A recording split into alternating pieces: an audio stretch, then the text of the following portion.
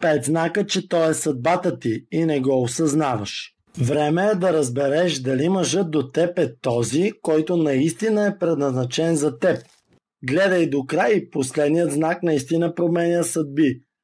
5 знака, че сте създадени един за друг. Той е най-добрият ти приятел. Можеш да му кажеш всичко, смее се с теб, подкрепя те, не те съди. Втори знак. Дори в мълчание усеща свързаност, няма нужда от думи, енергията между вас е достатъчна. Трети знак. Скачате заедно през трудностите. Когато паднеш, той не бяга, изправяте, заедно сте отбор. Четвърти знак.